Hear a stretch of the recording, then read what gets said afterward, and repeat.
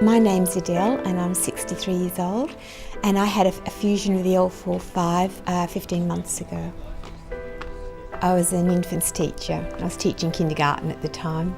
I was cross-country running with children in my class, and we turned a bend and they crossed in front of me and I went over the top of them and fell hard to the ground. And that's when I sustained the injury. By that afternoon, I started to feel pain and stiffness, and I took myself to the GP.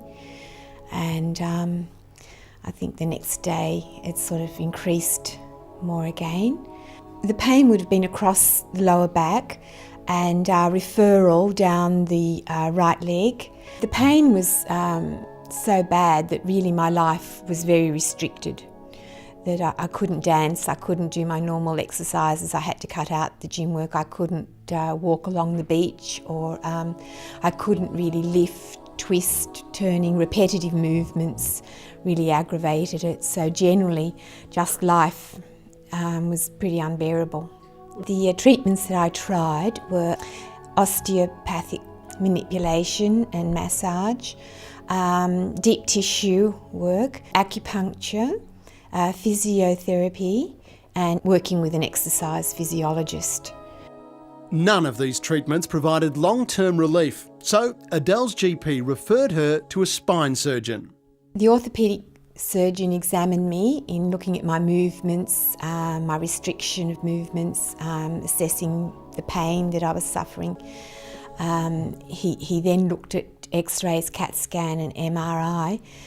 Adele's scans showed degeneration of her lower lumbar discs, which was pre-existing. In the disc between the 4th and 5th lumbar vertebrae, part of the inner disc, or nucleus pulposus, was protruding through a tear in the outer disc. The main problem that caused me all the pain was the slip discs, the L4-5. From the time that I was injured, it was about a period of 2 years before I finally had the operation. Adele's problem is a common one. Injury or disease affecting the disc or other major elements of the spine can decrease the space between vertebrae. This reduces the size of the opening at the side of the spine, causing nerve pressure. Bony growths can also press directly onto nerves. Sometimes the spine can become unstable, and in severe cases, one vertebrae may slip forward onto the other, again causing pressure on nerves. This nerve pressure causes pain, changes in sensation and muscle weakness. The aim of a posterior lumbar decompression with fusion procedure is to relieve nerve pressure and its symptoms by restoring the space between vertebrae, restoring spinal alignment, removing bony material which is pushing on nerves, and stabilising the spine. An incision is made in the middle of the back at the level of the injury. Muscles and ligaments are carefully detached from the bone and moved aside. The piece of bone or other material which is pressing on the nerve is carefully removed. This creates a larger space for the nerve, relieves pressure and relieves pain. If damaged disc material is causing nerve pressure, this tissue is delicately removed. Stability and normal alignment is provided using one of two methods. The first involves inserting screws into each side of the spine above and below the level of the injury. Rods or plates are then secured into the screws to create a rigid frame, which stabilises the spine. Bone graft from the operation site or artificial bone graft substitute is then placed around the fusion site. This will eventually form a solid bridge between the vertebrae, providing stability. The second stabilising method involves inserting a special cage or frame into the disc space.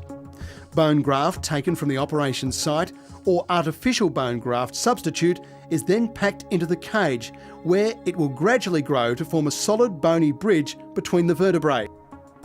This procedure is called a posterior lumbar interbody fusion, or PLIF, when combined with the above stabilising method. Finally, the wound is closed to complete the operation, which usually takes about 2 or 3 hours.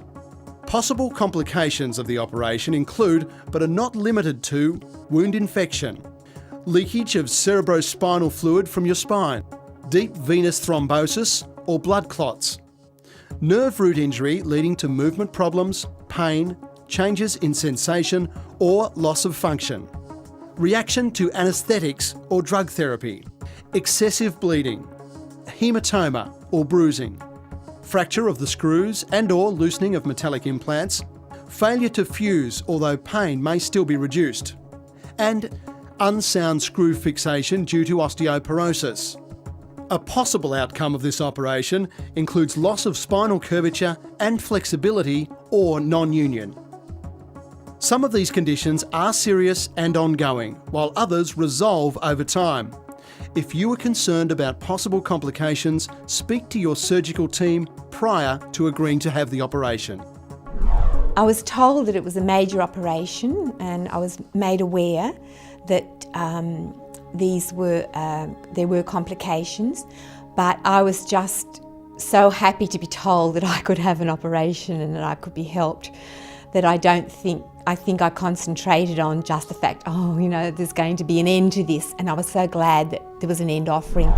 While success rates vary from patient to patient and depend on the circumstances of each individual case, a recent respected study of 123 decompression fusion patients found a success rate of 75% with reference to increased mobility and reduced pain. The goal of surgery is to reduce pain by 80% or better. All the pain that I'd had, and the reason I had the operation, that was all taken away on the operating table. I realised that I was no longer having the previous pain, which was pain across my back, down my right leg, into my feet sometimes. That had all gone. What I was then suffering in pain was just the actual from having had an operation, cut muscles and things.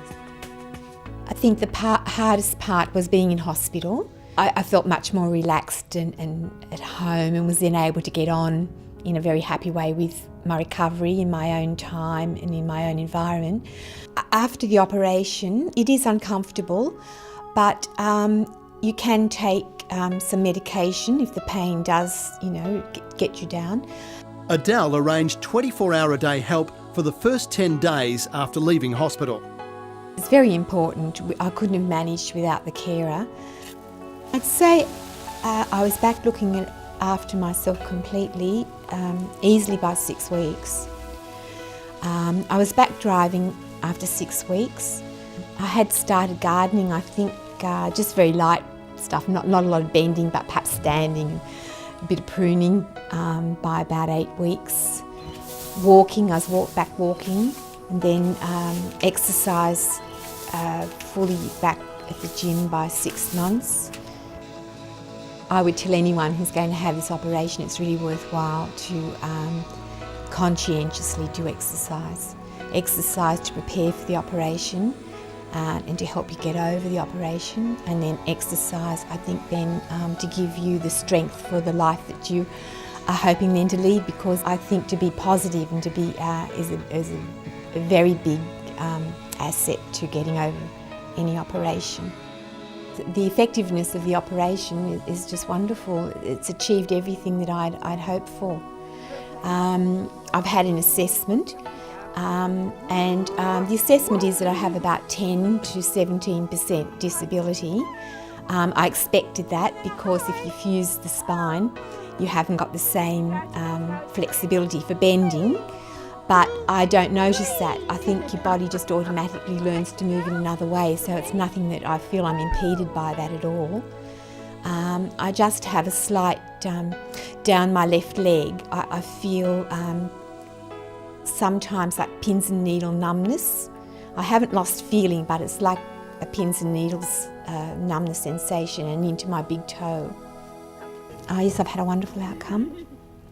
There's nothing now that I can't do. Psychologically, I think it was a relief that you knew it was over and that it had been successful, and that you could look forward now to a life without pain. It's wonderful to be free of pain. I can remember my surgeon saying, "Adele, the pain has gone from your eyes."